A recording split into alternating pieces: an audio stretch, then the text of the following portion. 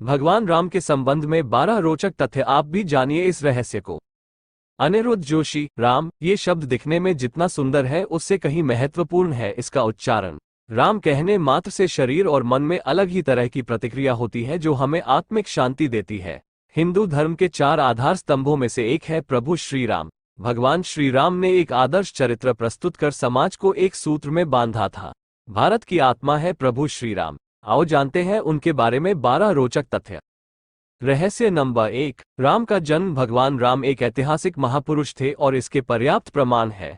शोधानुसार पता चलता है कि भगवान राम का जन्म 5114 ईस्वी पूर्व हुआ था। चैत्र मास की नवमी को रामनवमी के रूप में मनाया जाता है। उपरोक्त जन्म का समय राम की वंश परंपरा और उनकी पीढ़ियों से भी सिद्ध होता है। अयोध्या के इतिहास और अयोध्या की वंशावली से भी यह सिद्ध होता है। रहस्य नंबर 2। राम पर लिखे ग्रंथ। प्रभु श्री राम पर वैसे को कई ग्रंथ लिखे गए, लेकिन वाल्मीकि कृत रामायण ही प्रमाणिक ग्रंथ माना जाता है। यह मूल संस्कृत में लिखा गया ग्रंथ है। तमिल भाषा में कंबन रामायण, असम में असमी रामायण, उड़िया में विलका रामायण, कन्नड़ में पंप रामायण, कश्मीर में कश्मीरी रामायण, बंगाली में रामायण पांचाली, मराठी में भावार्थ रामायण आदि भारतीय भाषाओं में प्राचीन काल में ही रामायण लिखी गई। मुगल काल में गोस्वामी तुलसीदास जी ने अवधी भाषा में रामचरितमानस लिखी, जो कि हिंदी भाषा और उससे जुड़े राज्यों में प्रचलित है। विदेशी में कंप्यूचिया की रामकीर्ति या रियामकेर रामायण, लाओस फ्रलेक फ्रैलाम, रामजातक, मलेशिया की हिकायत सेरी राम, थाईलैंड की रामकीयन और नेपाल में भानुभक्त कृत रामायण आदि प्रचलित है। इसके अलावा भी अन्य कई देशों में वहां की भाषा में रामायण लिखी गई है। रहस्य नंबर 3। गौतम बुद्ध के पूर्वज राम वैवस्वत मनु के 10 पुत्र थे। उनमें से एक इक्ष्वाकु के कुल में रघु हुए। रघु के कल में राम हुए। राम के पुत्र कुश हुए। कुश की 50वीं पीढ़ी में शल्य हुए, जो महाभारत के काल में कौरवों की ओर से लड़े थे। शल्य की 25वीं पीढ़ी में सिद्धार्थ हुए, जो शाक्य पुत्र शुद्धोधन के बेटे थे। इन्हीं का नाम आगे चलकर गौतम बुद्ध हुआ। यह नेपाल के लुम्बिनी में रहते थे। सिद्धार्थ के बाद राहुल, प्रसेनजित, क्षुद्रक, कुलक, सुरत, सुमित्र हुए। जयपुर राजघरा की महारानी पद्मिनी और उनके परिवार के लोग की राम के पुत्र कुश के वंशज है। महारानी पद्मिनी ने एक अंग्रेजी चैनल को दिए में कहा था कि उनके पति भवानी सिंह कुश के 309वें वंशज थे। रहस्य नंबर 4। वनवासी और आदिवासियों के पूजनीय प्रभु श्री राम। भगवान राम को 14 वर्ष को वनवास हुए था। उनमें से 12 वर्ष उन्होंने जंगल में रहकर ही काटे। 12वें वर्ष की समाप्त के दौरान सीता का हरण हो गया, तो बाद के 2 वर्ष उन्होंने सीता को ढूंढने, वानर सेना का गठन करने और रावण से युद्ध करने में गुजारे। 14 वर्ष के दौरान उन्होंने बहुत ही महत्वपूर्ण कार्य किए, जिसके चलते आज भी हमारे देश और देश के बाहर राम संस्कृति और धर्म को देखा जा सकता है। प्रभु श्री राम ने वन में बहुत ही सादगी भरा तपस्वी का जीवन जिया। वे जहां भी जाते थे तो 3 लोगों के रहने के लिए एक झोपड़ी बनाते थे। वहीं भूमि पर सोते, रोज कंद मूल लाकर खाते और प्रतिदिन साधना करते थे। उनके तन पर खुद के ही बनाए हुए वस्त्र होते थे। धनुष और बाण से वे जंगलों में राक्षसों और हिंसक पशुओं से सभी की रक्षा करते थे। इस दौरान उन्होंने देश के सभी संतों के आश्रमों को बर्बर लोगों के आतंक से बचाया। अत्रि को राक्षसों से मुक्ति दिलाने के बाद प्रभु श्रीराम दंडकारण्य क्षेत्र में चले गए, जहां आदिवासियों की बहुलता थी। यहाँ के आदिवासियों को बाणासुर के अत्याचार से मुक्त कराने के बाद प्रभु श्रीराम 10 वर्षों तक आदिवासियों के बीच ही रहे। उन्होंने वनवासी और आदिवासियों के अलावा निषाद, वानर, मतंग और रीछ समाज के लोगों को भी धर्म, कर्म और वेदों की शिक्षा दी। वन में रहकर उन्होंने वनवासी और आदिवासियों को धनुष एवं बाण बनाना सिखाया, तन पर कपड़े पहनना सिखाया, गुफाओं का उपयोग रहने के लिए कैसे करें ये बताया और धर्म के मार्ग पर चलकर अपने रीति रिवाज कैसे संपन्न करें ये भी बताया। उन्होंने आदिवासियों के बीच परिवार की धारणा का भी विकास किया और एक दूसरे का सम्मान करना भी सिखाया। उन्हीं के कारण हमारे देश में आदिवासियों के कबीले नहीं, समुदाय होते हैं। उन्हीं के कारण ही देश भर के आदिवासियों के रीति रिवाजों में समानता पाई जाती है। भगवान श्रीराम ने ही सर्वप्रथम भारत की सभी जातियों और संप्रदायों को एक सूत्र में बांधने का कार्य अपने 14 वर्ष के वनवास के दौरान किया था। एक भारत का निर्माण कर उन्होंने सभी भारतीयों के साथ मिलकर अखंड भारत की स्थापना की थी।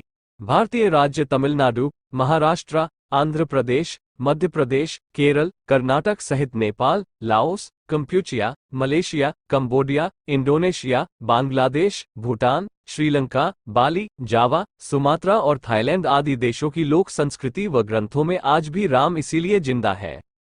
रहस्य नंबर 5, शिवलिंग और सेतु बनवाया। 14 वर्ष के वनवास में से अंतिम 2 वर्ष प्रभु श्रीराम दंडकारण्य के वन से निकलकर सीता माता की खोज में देश के अन्य जंगलों में भ्रमण करने लगे और वहां उनका सामना देश की अन्य कई जातियों और वनवासियों से हुआ। उन्होंने कई जातियों को इकट्ठा करके एक सेना का गठन किया और वे लंकी ओर चल पड़े। श्रीराम की सेना ने रामेश्वरम की ओर कूच किया। महाकाव्य रामायण के अनुसार भगवान श्रीराम ने लंका पर चढ़ाई करने के पहले यहां भगवान शिव की पूजा की थी। रामेश्वरम का शिवलिंग श्रीराम द्वारा स्थापित शिवलिंग है। इसके बाद प्रभु श्रीराम ने नल और नील के माध्यम से विश्व का पहला सेतु बनवाया था और वह भी समुद्र के ऊपर। आज उसे राम सेतु कहते हैं, जबकि राम ने इस सेतु का नाम नल सेतु रखा था। रहस्य नंबर 6, रामायण के सबूत। जाने माने इतिहासकार और पुरातत्व शास्त्री अनुसंधानकर्ता डॉक्टर राम अवतार ने श्रीराम और सीता के जीवन की घटनाओं से जुड़े ऐसे 200 से भी अधिक स्थानों का पता लगाया है, जहां आज भी तत्संबंधी स्मारक स्थल विद्यमान हैं, जहां श्रीराम और सीता रुके या रहे थे। वहां के स्मारकों, भित्तिचित्रों, गुफाओं आदि स्थानों के समय काल की जांच पड़ताल वैज्ञानिक तरीकों से की। इन स्थानों में से प्रमुख के नाम है सरयू और तमसा नदी के पास के स्थान, प्रयागराज के पास श्रृंगवीरपुर तीर्थ, सिंगरौर में गंगा पार कुरई गांव, प्रयागराज, चित्रकूट, मप्र, सतना, मप्र, दंडकारण्य के कई स्थान, पंचवटी, नासिक, सर्वतीर्थ, पर्णशाला, तुंगभद्रा, शबरी का आश्रम, ऋषमुख पर्वत, कोडीकरई, रामेश्वरम, धनुषकोडी, रामसेतु और नुवारा एलिया पर्वत श्रृंखला। रहस्य नंबर 7, रामायण के प्रमाण। श्री वाल्मीकि ने रामायण की संरचना श्रीराम के राज्याभिषेक के बाद वर्ष 5075 ईपू के आसपास की होगी। 1/4 1-2 श्रुति स्मृति की प्रथा के माध्यम से पीढ़ी दर पीढ़ी परिचालित रहने के बाद वर्ष 1000 ईपू के आसपास इसको लिखित रूप दिया गया होगा। इस निष्कर्ष के बहुत से प्रमाण मिलते हैं। रामायण की कहानी के संदर्भ निम्नलिखित रूप में उपलब्ध है। कौटिल्य का अर्थशास्त्र 4वीं शताब्दी ईपू। बौद्ध साहित्य में दशरथ जातक 3वीं शताब्दी ईपू। कौशाम्बी में खुदाई में मिली टेराकोटा पक्की मिट्टी की मूर्तियां 2वीं शताब्दी ईपू। नागार्जुन कोंडा आंध्र प्रदेश में खुदाई में मिले स्टोन पैनल 3वीं शताब्दी। नचार खेड़ा हरियाणा में मिले टेराकोटा पैनल 4वीं शताब्दी। श्रीलंका के प्रसिद्ध कवि कुमार दास की काव्य रचना जानकी हरण 7वीं शताब्दी आदि। रहस्य नंबर 8, ऐसा था राम का काल। राम के काल में नदी में नाव और पोत चलते थे। इसी काल में कुछ लोगों के पास विमान भी होते थे जिसमें 4 से 6 लोग बैठकर यात्रा कर सकते थे। रामायण के अनुसार रावण के पास वायुयानों के साथ ही कई समुद्र जलपोत भी थे। रामायण काल में शतरंज खेला जाता था। इस खेल का आविष्कार लंका के राजा रावण की रानी मंदोदरी ने किया था। तब इसे चतुरंग कहा जाता था। ये भी कहा जाता है कि राम के काल में पतंग भी उड़ाई जाती थी। राम रावण युद्ध केवल धनुष बाण और गदा भाला जैसे अस्त्रों तक सीमित नहीं था। कहते हैं कि युद्ध के दौरान राम सेना पर सद्धासुर ने ऐसा विकट अस्त्र छोड़ा जिससे सुवल पर्वत की चोटी को सागर में गिराते हुए सीधे दक्षिण भारत के गिरी को भी समुद्र में गिरा दिया था। सद्धासुर का अंत करने के लिए बिजली के आविष्कारक मुनि अगस्त्य ने सद्धासुर के ऊपर ब्रह्मास्त्र छुड़वाया था, जिससे सद्धासुर और अनेक सैनिक तो मारे ही गए, लंका के शिव मंदिर भी विस्फोट के साथ ढहकर समुद्र में गिर गए थे। इसी तरह उस काल में दूरबीन भी होता था। राम को अग्निवेश ने एक विशिष्ट कांच दिया था जो संभवतः दूरबीन था। इसी दूरबीन से राम ने लंका के द्वार पर लगे दारूपंच अस्त्र को देखा और प्रक्षेपास्त्र छोड़कर नष्ट कर दिया था। राम और रावण की सेनाओं के पास भुशुंडियां बंदूकें थीं। कुछ सैनिकों के पास स्वचालित भुशुंडियां भी थीं। अगस्त्य ने राम के हितार्थ शंकर से अजगव धनुष मांगा था। इस धनुष की व्याख्या करते हुए श्री शाही लंकेश्वर में लिखते हैं, चाप अभी बंदूक के घोड़े ट्रिगर के लिए उपयोग में लाया जाता है। चाप ट्रिगर का ही पर्यायवाची होकर अजगव धनुष है। पिनाक धनुष में ये सब अनेक पहियों वाली गाड़ी पर रखे रहते थे। तब चाप चढ़ाने अथवा घोड़ा ट्रिगर दबाने से भयंकर विस्फोट करते हुए शत्रुओं का विनाश करते थे। इसके अलावा दूरभाष की तरह उस युग में दूर नियंत्रण यंत्र था जिसे मधुमक्खी कहा जाता था। विभीषण को लंका से निष्कासित कर दिया था। तब वह लंका से प्रयाण करते समय मधुमक्खी और दर्पण यंत्रों के अलावा अपने 4 विश्वसनीय मंत्री अनल, पनस, संपाति और प्रभाति को भी राम की शरण में ले गया था। राम के काल में सभी लोग बहुत ही नैतिक और सभ्य थे। सभी मर्यादा में रहकर जीवन यापन करते थे। अधिकतर लोगों को वेद का ज्ञान था। रहस्य नंबर 9, रामायण काल के ये लोग आज भी जिंदा है। आपको ये जानकर आश्चर्य होगा कि रामायण काल के 3 लोग आज भी जिंदा है। एक का नाम है हनुमान, जामवंत और विभीषण। इनके काल के पूर्व के दो लोग भी आज तक जिंदा है। उनके नाम है विरोचन पुत्र महाबली और जमदग्नि के पुत्र परशुराम। रहस्य नंबर 10। श्रीराम की बहन। श्रीराम की दो बहनें भी थी, एक शांता और दूसरी कुकबी। हम यहाँ आपको शांता के बारे में बताएंगे। दक्षिण भारत की रामायण के अनुसार श्रीराम की बहन का नाम शांता था, जो चारों भाइयों से बड़ी थी। शांता राजा दशरथ और कौशल्या की पुत्री थी, लेकिन पैदा होने के कुछ वर्षों बाद कुछ कारणों से राजा दशरथ ने शांता को अन्यदेश के राजा रोमपद को दे दिया था। भगवान श्रीराम की बड़ी बहन का पालन पोषण राजा रोमपद और उनकी पत्नी वशिनी ने किया, जो महारानी कौशल्या की बहन अर्थात श्रीराम की मौसी थी। रहस्य नंबर 11। नहीं किया था राम ने सीता का परित्याग। पहले रामायण 6 कांडों की होती थी, उसमें उत्तरकांड नहीं होता था। फिर बौद्ध काल में उसमें राम और सीता के बारे में सच झूठ लिखकर उत्तरकांड जोड़ दिया गया। उस काल से ही इस कांड पर विद्वानों ने घोर विरोध जताया था, लेकिन इस उत्तरकांड के चलते ही साहित्यकारों, कवियों और उपन्यासकारों को लिखने के लिए एक नया मसाला मिल गया और इस तरह राम धीरे धीरे बदनाम होते गए।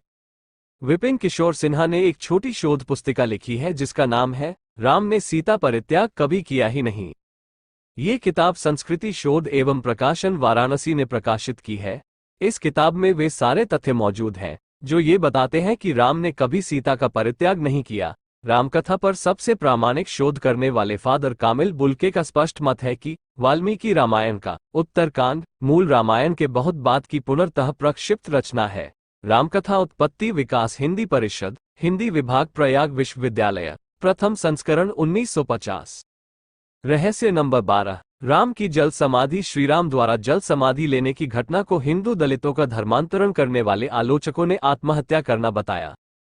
मध्यकाल में ऐसे बहुत से साधु हुए हैं जिन्होंने जिंदा रहते हुए सभी के सामने धीरे धीरे देह छोड़ दी और फिर उनकी समाधि बनाई गई। राजस्थान के महान संत बाबा रामदेव रामापीर ने जिंदा समाधि ले ली थी, तो क्या हम ये कहें कि उन्होंने आत्महत्या कर ली? दरअसल अयोध्या आगमन के बाद राम ने कई वर्षों तक अयोध्या का राजपाट संभाला और इसके बाद गुरु वशिष्ठ व ब्रह्मा ने उनको संसार से मुक्त हो जाने का आदेश दिया। एक घटना के बाद उन्होंने जल समाधि ले ली थी। सरयू नदी में श्रीराम ने जल समाधि ले ली थी।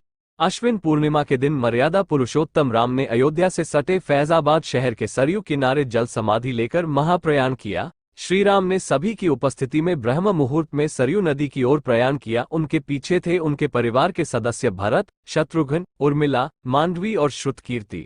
ओम का उच्चारण करते हुए वे सरयू के जल में एक एक पग आगे बढ़ते गए और जल उनके हृदय और अधरों को छूता हुआ सिर के ऊपर चढ़ गया। तो दोस्तों, आप लोगों को प्रभु राम जी के रहस्य के बारे में जानकर कैसा लगा? यदि आप लोगों को वीडियो अच्छा लगा हो तो आपको प्रभु राम जी की कसम आप हमारे वीडियो को लाइक और चैनल को सब्सक्राइब जरूर कर लेना। ऐसी ही वीडियो देखने के लिए जय हिंद, जय भारत।